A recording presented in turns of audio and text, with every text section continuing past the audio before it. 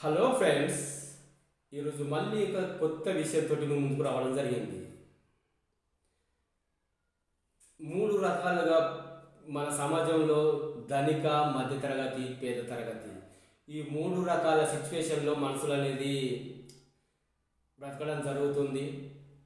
కాకపోతే కొందరి వ్యక్తిత్వాల వల్ల, కొంతమంది వల్ల కొన్ని సంఘటనలు అనేది చాలా జరుగుతున్నాయి. ప్రతి ఇంట్లో జరుగుతూనే ఉంటుంది. అది ధనికుడే కానీ, మధ్యతరగతి కానీ, పేదవాడే కానీ. చాలా జాగ్రత్తగా వినండి. ఎవరింట్లో అయినా కానీ ఏదైనా జరుగుతుంది, ఏదో ఒక సంఘటన జరుగుతూనే ఉంటుంది. అది కుటుంబ సభ్యుల మీదనే కావచ్చు, లేకపోతే కుటుంబం మీదనే కావచ్చు. ఖచ్చితంగా ఏదో ఒకటి జరుగుతూనే ఉంటుంది. మన అనుకోని సంఘటనలను మనం ఎదుర్కోవాల్సి వస్తుంది. అలాంటప్పుడు ఒక మధ్యతరగతి కుటుంబాన్నే కానీ, పేద కుటుంబాన్ని మనం తీసుకుంటే,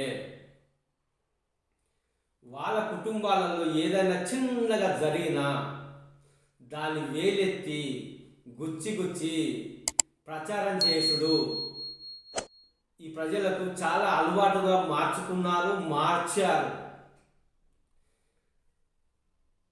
అది ఏ చిన్న సంఘటన జరిగినా వాళ్ళు నిజాయితీ కోల్పోయేటట్లు మనం ప్రచారాన్ని ఆ కుటుంబంని దృష్టిలో పెట్టుకొని ప్రచారం చేసి వాళ్ళ మానవత్వ విలువల మీద మనం దెబ్బతీస్తున్నామనేది ఖచ్చితంగా మనం ఆలోచించుకోవాల్సిన విషయం. ఏదైనా చిన్న సంఘటన కావచ్చు, దాన్ని వేలెత్తి చూపి మరి వాళ్ళను అపహాస్యం చేస్తూ ఇది ఇలానట అలానట అని అబాసుపాలు చేస్తూ మరి వాళ్ళను 10 మందిలా బదనాం చేసుడు మనకు ఎంతవరకు కూడా కరెక్ట్ కాదండి. తప్పు చేయని వాడు ఎవడు ఉండడు. తప్పు చేయని వ్యక్తులు ఆడైనా మగైనా చేయని వాళ్ళు ఎవరు ఉండరు. కానీ ఆడిపోసుకొని ఒక కుటుంబం మీద, అది మధ్యతరగతి కుటుంబము, పేదవాళ్ళ మీద మనం మాట్లాడినట్లుగా అదే ఒక ధనికుని ఇంట్లో జరిగితే ఇదే విధంగా ప్రచారం మనం చేయగలమా? ఒక ఉన్న సంపన్న వర్గం నుంచి వాళ్ళింట్లో కూడా జరుగుతాయి కదా, ఆ సంపన్న వర్గాన్ని మనము వాళ్ళ ఇంట్లో ఏదైనా సంఘటన జరిగితే అదే విధంగా మనం ప్రచారము చేసి మనం ఉండగలమా? అనగలమా? ఎక్కడో మనం అన్న మాటకు మనం భయపడుకుంటా ఉండవలసి వస్తుందని మనం అనుకుంటా ఉండగలుగుతాం. కానీ ఆ పేద మధ్యతరగతి కుటుంబాల విషయాలను మనం పెద్దగా కేర్లెస్గా తీసుకొని మనం అనడం జరుగుతుంది. ఒక ధనిక వర్గాల ద్వారా మనం పెట్టుకొని ఉండలేమని మనము చేస్తాము, కానీ బయటకు అనలేము. చెప్పుడు ఎక్కువ కూడా చెప్తాం, గుసగుసగా చెప్పుకుంటూ ఉంటాం, కానీ మనం బయటకు అనలేము. అదే ఒక పేద మధ్యతరగతి కుటుంబాన్ని డైరెక్ట్ అని మన కష అనేది తీర్చుకుంటాం. కానీ వాళ్ళు ఎంత బాధపడతాను అనేది వాళ్ళకు ఎంత మనసు నొప్పించినాము అనే విధంగానే చూస్తాము. కానీ వాళ్ళ మనసు ఎంత గాయపడ్డది అనేది మనకు ఏమాత్రం సోయన్నా ఉండదా? ఆలోచించుకోవాలన్నా. ప్రతి వాళ్ళది ఒకటే కదా. అదే ఒక వేరే ఉన్నటువంటి సంపన్న వర్గాలు వాళ్ళు చేస్తారు, ఎవరైనా చేస్తారండి. చేసిన వాళ్ళు ఆ చేసిన నిజాన్ని కూడా దాన్ని కప్పిపుచ్చుకొని ఇది కరెక్ట్ కాదు, ఇది రియల్ కాదు, అట్టి పేకు వార్త, ఇది అక్కర్రాని ముచ్చట అని వాళ్ళు అనగలుగుతారు. 10 మందిల సిగ్గు లేకుండా తిరగలుగుతారు. చేసిన వాళ్ళు అందరి కాదు అనేది వాళ్ళు ఒప్పించి మెప్పించి కూడా ఇది కాదు, అబద్ధం అని నిరూపించగలరు. కానీ లేదే, ఒక పేద మధ్యతరగతి కుటుంబంలో వాళ్లకు సిగ్గుతోటి ఇంట్లో ఉంటారు, కానీ బయటికి వచ్చి ఈ విధంగా ఉండరండి. తప్పు ఎవరైనా చేస్తారు కావచ్చు, కానీ వాళ్ళను మనం బయటేయడము కరెక్ట్ కాదు. వీళ్ళను బయటేయడం, ఎవరిని బయటేయడం కూడా కరెక్ట్ కాదు. కానీ వాళ్ళకున్న స్తోమతను పట్టుకొని వాళ్ళు కాపాడుకోగలుగుతున్నారు. కానీ ఈ మధ్యతరగతి కుటుంబాలకు చాలా దెబ్బ జరుగుతుందనే విషయం ప్రజలకు ఎప్పుడు అర్థమవుతుందండి? మనం చేస్తున్నాము, మనం అంటున్నాము, వాళ్ళను చాలా ఇబ్బందికి, మన మాటల వల్ల వాళ్ళకు ఎంత ఇబ్బంది కలుగుతుందని ఒక్కసారైనా మనం ఆలోచించుకుంటే అది రేపు మన ఇంట్లో కూడా జరగచ్చు, మన కుటుంబంలో కూడా జరగవచ్చు.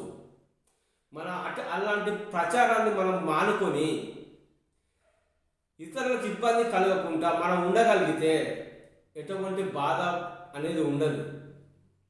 మనం బాధ పెట్టడం వల్ల మనకేం రాదు. ఏమన్నా వస్తుందా? మన ఆనందం, క్షణిక ఆనందం కోసం ఒకరిని బయట వేయడం ఎంతవరకు కూడా కరెక్ట్ కాదు. ఇక మీదటైనా గ్రహించుకొని చాలామంది వ్యక్తిత్వాన్ని మనం కాపాడుకొని ఈ 10 మందిలో మనం బ్రతకగలిగితే ఈ పలానా వ్యక్తి చాలా మంచోడు అనే పేరు వస్తుంది. అది ఆడైనా కావచ్చు, మగైనా కావచ్చు. మనం ఈ కంత్రి గుణాలను పెట్టుకొని ఈ కంత్రి వాళ్ళతోటి ఉంటే మనకి ఎటువంటి నష్టమే కానీ లాభం మాత్రం ఉండదనేది గ్రహించుకోండి. చూడండి ఫ్రెండ్స్, ఒక్కసారి ఆలోచించండి. మన స్థాయిలో, అదే స్థానంలో మనం ఉండగలిగి ఆ సిచ్యువేషన్లో మనం ఉంటే మనకెంత నొప్పి కలుగుతుందో, ఎంత బాధ కలుగుతుందో మనకు ఆ సిచ్యువేషన్ పట్టుకుంటే ఒక్కసారి మనమే ఆ స్థానంలో ఉన్నామని ఒక్కసారి గ్రహించుకోండి. ఎలా ఉంటుంది? ఎంత బాధ అనుభవిస్తామో ఒకసారి ఆలోచిస్తారా? ఆ ఎదుటి వ్యక్తికి ఆ బాధ అనేది అనుభవిస్తారా మీకు ఏమాత్రం తెలియదా? ఈ అనడం వల్ల, ప్రచారం చేయడం వల్ల ఏదో తప్పు జరిగిందో అయిపోయింది. ఈ అనడం వల్ల వాళ్ళకి ఎంత నామోషి ఫీల్ అవుతారో ఒకసారి ఆలోచించుకుంటారా? అది ఎవరిది సంఘటన ఏది అని మొత్తం ఇంత ప్రజలలో జరిగేదే చెప్తున్నా నేను. మన సంఘటనలన్నీ అక్కడో ఎక్కడో జరిగిన సంఘటనలు మనం విన్నవి మాత్రమే నేను చెప్తున్నా. ఎక్కడెక్కడ జరిగినాయి అన్నీ, ఇదంతా ఏంది కథ అనేది వివరించి చెప్పడం జరుగుతుంది. ఈ విధంగా మనం ఉండగలిగితే నష్టం అనేది భరించగలుగుతాం. కానీ అదే విధంగా కొనసాగితే ఇతరులకు నష్టం చేసిన వాళ్ళమే అవుతాం. కానీ వాళ్ళకు మంచి చేయడం అనేది మన ఉద్దేశంగా మనం మలుచుకొని ఉండగలిగితే దానికంటే చక్కటి గుణం ఇంకోటి మనం ఎంత సంతోషం ఉండగలుగుతాం ఒకసారి ఆలోచించుకోండి. చాడీలు ఎన్నైనా చెప్పగలుగుతామండి. చాడీలతోటి వచ్చే ఆనందానికంటే నిజాయితీగా ఉన్న ఆనందం ఎంత గొప్పగా ఉంటుందో ఒక్కసారి ఆలోచించుకోండి.